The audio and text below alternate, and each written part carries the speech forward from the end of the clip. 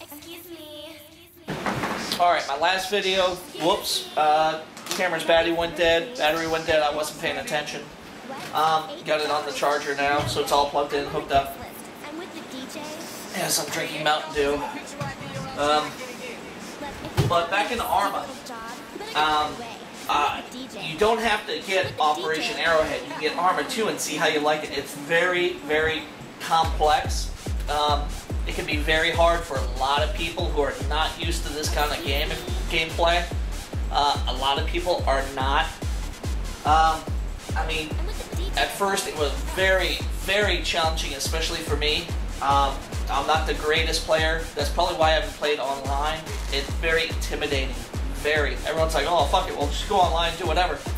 I see people get on there and they get so frustrated because they die 30, 40, 50 times.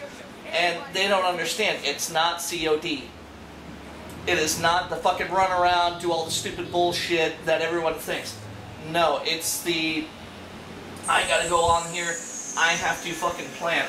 I gotta take cover. I gotta get down. I gotta fucking sit behind here and while hopefully I can get suppression fire from a buddy of mine who's like 100 meters away. You've got to get that coverage. You've got to listen to your players. You can't sit there and be like, all right, yeah, well, oh, that was cool, yay, and run and stab people. No, that's not, it doesn't work that way.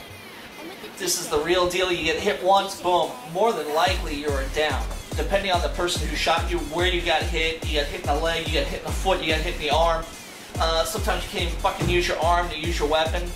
That happened to me in arma2. Hasn't happened to me yet in Operation Arrowhead. But, I mean, you could really get effed up. And if you don't have a medic nearby, you better pray to God you do. Depending on how bad you're hurt, the longer it takes for them to get you revived back in working condition. Sometimes you only taper you up a little bit, and then you just move to where you can get to a safer spot, then call the medic back over, or your buddy, and have him fix you up some more. You gotta use morphine, patches, large patches, small patches, lidocaine. You gotta use all kinds of shit in this game. It's pretty impressive. It really is probably by far, bar none, the most realistic simulation that's out there, and it's fantastic.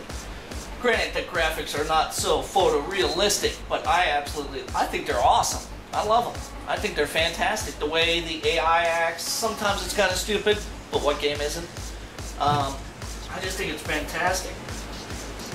Tier 1 operators, more modifications and add-ons, which I think I've already got them. You got a World in Conflict kind of a mod add-on, which is nice if it's based on the game that they had or someone else's book, a novel they wrote up, and people have been working on modifications for it, storylines and so on. Armed Assault, the original Arma. I mean, they got stuff on here which is freaking awesome. The MiGs and everything else. Buildings that people are working on, the texturing. They're working with the engine and trying to make it work better, but not lag the shit out of your computer because not everybody has, you know, top-of-the-line stuff. I still don't even have top-of-the-line shit. But man, I mean, you can sit here all day. I've already been on here for like an hour and a half today just looking at shit. Just looking. Seeing what they have. That kind of stuff. But I mean, it's amazing. It really is amazing what they have on here. And the community, how dedicated they are to these games. The British Armed Forces, which I don't have yet. Shit. There's an online preview of it, which I'm going to have to take a look at that too. You have script editors if you know how you do scripting. If you really are serious about making missions and you're really good at that kind of thing, or you really want to learn, get in contact with some of these people. I haven't really done it yet. Again, I am intimidated by it. I'm more of just here, I'll go and test it out, I'll play it, tell you my reaction on it, and play the hell out of it. But I just don't have... I do have the patience for it, but I don't. To sit there and do up a whole mission and story, which I should do, because I'm really good at it. As far as doing up stories and whatnot, I really should do that. But I think I would get too complicated just to get one little mission out. But everyone, there's so many missions, it's kind of impossible. Because, I mean, literally, I've already gone down the page, one single page. And I think there's a total of 17 missions that have already been added one day. One day. 17 extra missions. Each day there's added like anywhere between 0, which is very unlikely. It's usually 1 at least a day. But if not 1, I mean anywhere between 0 and 1 and 30 a day. I mean, it's sick. These guys everybody has fun. Some of them not so much so good, and some are just like straightforward, run and gun.